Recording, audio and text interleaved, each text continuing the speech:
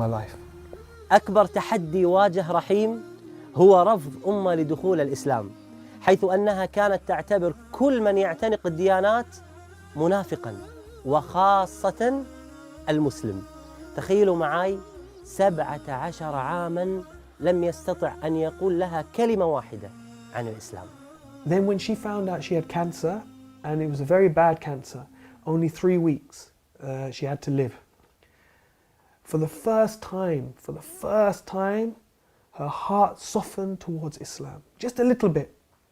But it was, wallahi, it was a miracle. Because it was step by step by step. But the key thing, one of the key things, was she called me one day when she was very close to dying. She called me and she said, look, I don't want to be buried. I want to be cremated. So I said to her, no problem.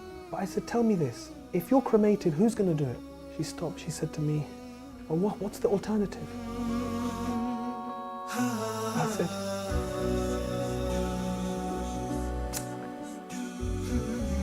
I said, the alternative is if you die, then your sons, me and your sons, we will carry you. No one else will see you. And we will take you to a place, and your daughter and your daughter-in-laws, they will wash you, and they will prepare you, and they will wrap you in a simple white cloth. And no one will see you. And in one day, we will bury you in the ground, with no coffin, with no fuss, very, very simple. She said to me, that's what I want.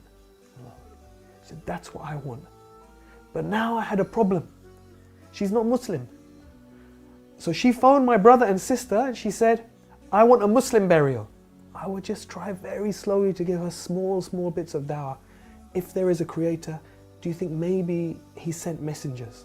Do you think maybe he sent people as guides? And one day she said, yes, I believe that. So Sheikh, for me, I was happy. For me, I was happy. She believes in a creator, she believes in messengers. I thought, inshallah, I have an excuse. I can make dua for her. I can say to the imam, inshallah, we bury her as Muslim. But my son, he was then 14 years old. He said, it's not enough. He said, it's not enough. He said, she has to say Shahada. So I was scared because I thought if he tries to make her say Shahada, then she will say, no, I don't want to say this. And then I have a problem. He said, don't worry, Abba, don't worry. I will talk to her. So he went up to her bedroom. He said, and I was downstairs for like 1 hour. And I was walking around, oh my God, what's happening? Did she say yes? Did she say no? And he came down. He said, easy. He said, no problem. I said, what? He said, she gave Shahada. I said, properly in Arabic. He said, yes, Arabic fully, no problem. And maybe 2-3 days later, she died. Oh. Alhamdulillah.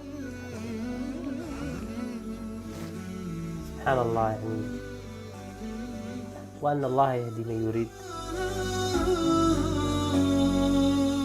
كم عشت والتفريط عادة ما ذقت في الدنيا سعادة حتى اهتديت إلى العبادة يا راحتي لما اهتديت. I had no plans to go for Hajj that year because there were too many difficulties in the family after my mother died unexpectedly like that. But then Islam channel called me, and actually their plan was not to take me. They asked me to go and I said I can't go this year. I've got too many difficulties with the family. Then at the last minute, when there was only a few days to go before Hajj, they approached me. They said, look, we've had some complications. We need you to come as a presenter this year. I said, I'm going to make Hajj for my mother. So within just 3 months of her dying, mashallah, I was able to go and I was able to make Hajj for my mother, and alhamdulillah share that with millions of people around the world. And so many people called, because she died in Ramadan, and I was doing TV work at that time. Allahu Akbar. People from around the world called and gave sadaqah in her name. Someone built a masjid in her name. So many orphans sponsored in her name. So Allah is Ar-Rahman. Allah is Ar-Rahman.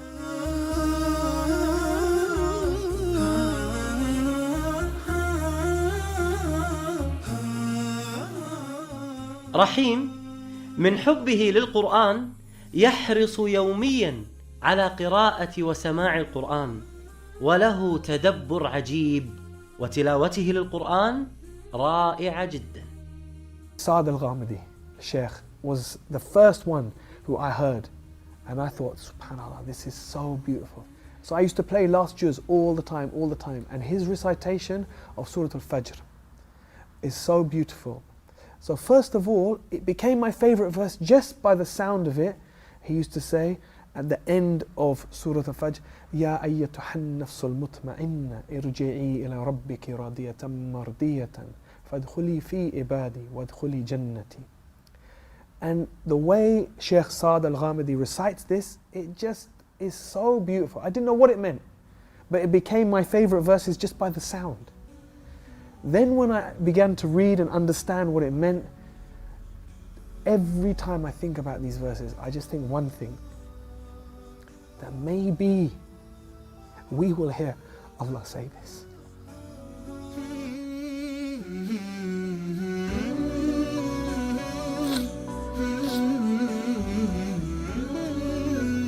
That Allah will allow some of us to hear these words, and we will hear these words enter.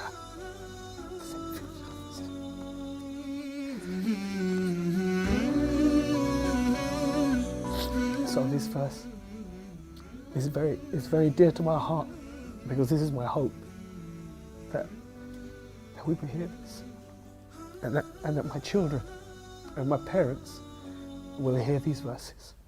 Inshallah. سبحان من عدت إليه بسطت لنا كلتا يديه القيت